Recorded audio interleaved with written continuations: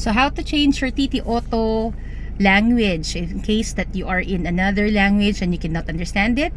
So just make sure that you press this button. So this is the menu button and also the enter button, and if you would like to scroll, just use this other button, the second button or the third button.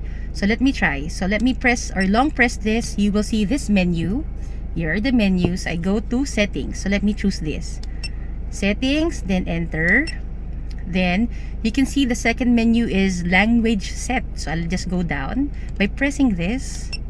So language set, it's now highlighted. Then I click on the enter button. You can see EN for English. You can also see Thai, Taiwanese, then Chinese, but let's choose English. So that's how you choose it. Then click on enter.